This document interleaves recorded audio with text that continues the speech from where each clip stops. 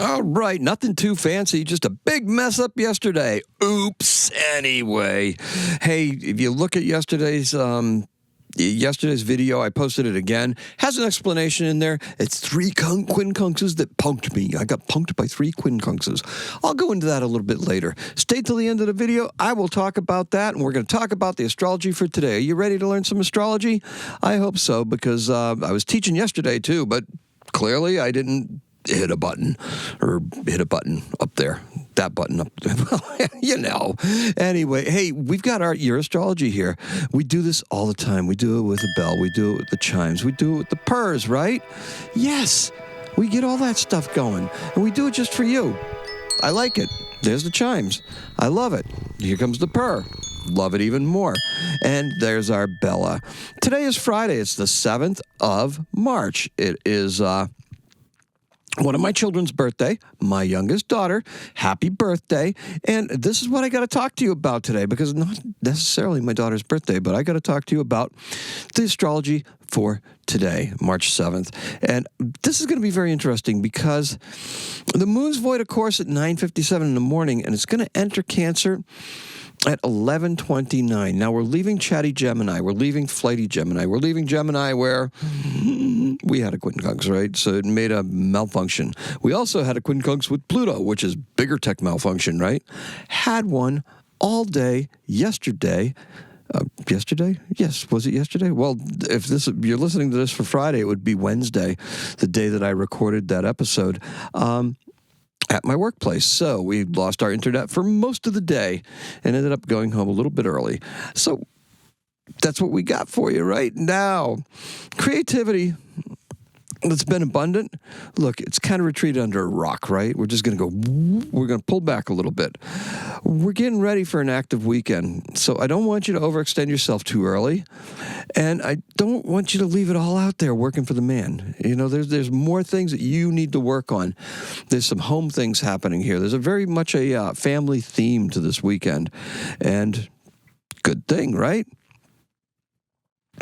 I just want you to make sure that you're not just putting it out there for the man, right? Today's keyword is actually conservation. So we're saving, right? We're conserving. It was a big term back in the 70s. Conservation was a huge term. I used to like it too.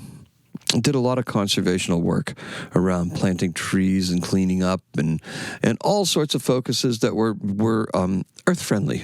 It's right around the start of the Earth days, right? Now, our color are snowdrops. You know those little white flowers that show up? Yeah, in places. They don't really show up around here, but the sun in Pisces is close enough to Mars. Okay? Yeah, close enough to a trine. Right? Close enough to a trine with Mars.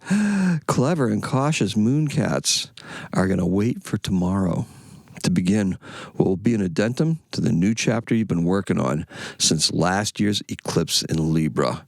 We have a lunar eclipse coming up in the coming week, and it's going to be in Virgo, and it's going to be very interesting because we're heading into Mercury storm, and it's actually going to coincide with the same day that Mercury is going to be retrograde. So this is going to be very, very curious. So that Aries energy is going to be receding, right? It's going to be like waves. We're going to go through waves.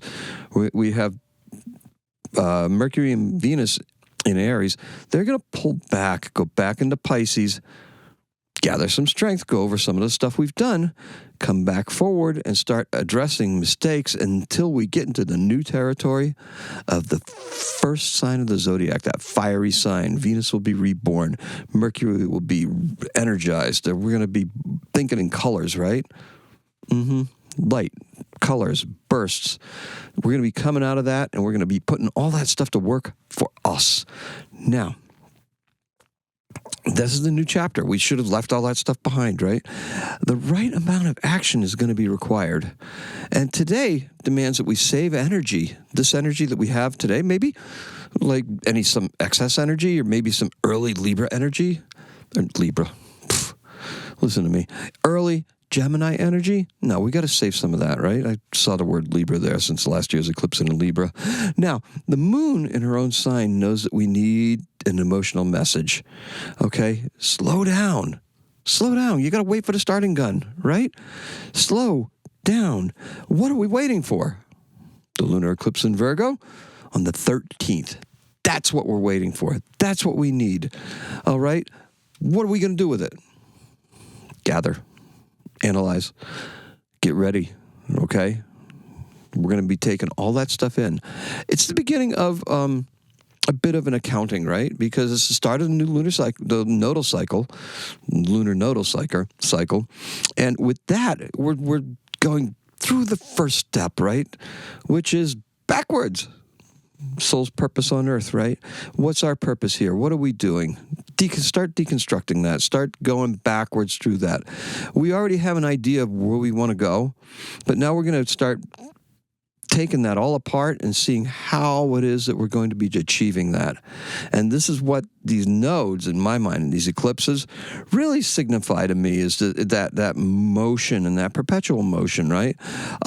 In my old thinking, and still to this thinking to this day, these cycles, we're carrying through with that energy that we had last fall when we last had the influences, right? For that half a year, that colors what it is that we're going to be doing. And now we're going to be taking that forward. We're going to be going forward, but we're going forward with a purpose. We're going forward with convictions and an exact plan, a detailed plan of what it is that we need to do that's going to mesh well with what we want to achieve spiritually, because we have Virgo opposite Pisces, and intuitively and creatively.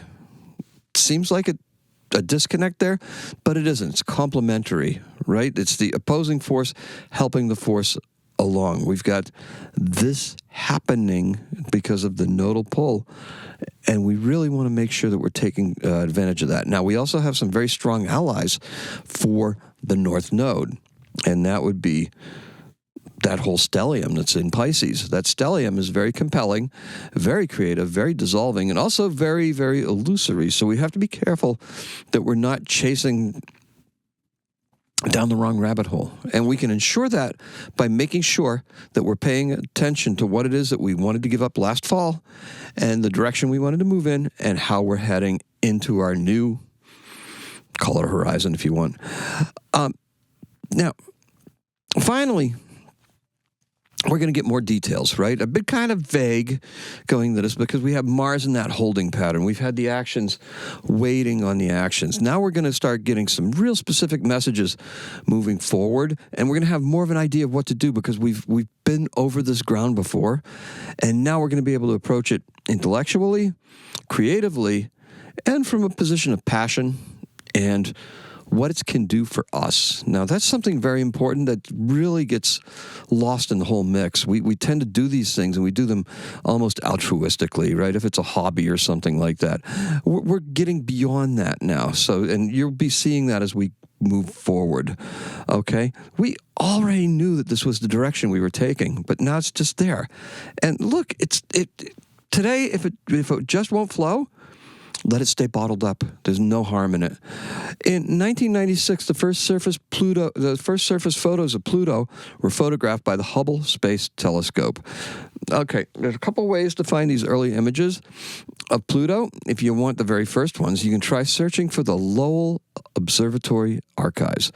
It's kind of cool because they have original photos taken by Clyde Tombaugh, the astronomer who's credited with discovering Pluto back in 1930. Then we have a birth, one Amanda Gorman. We know Amanda, right? She was the 1998 poet and activist, American poet and activist. She was born in 1998. Oh my goodness, look at this. Who delivered the poem "The Hill We Climb" at President Joe Biden's inauguration. Born in Los Angeles, California, Amanda made history when she became the youngest inaugural poet ever. She read "The Hill We Climb," and that is pretty cool. And she did it in 2021. She graduated from Harvard with a degree in sociology, and she also is the first National Youth Poet Laureate. And that's what we got for you. Pretty interesting stuff. The color is snowdrops. The key word is conservation.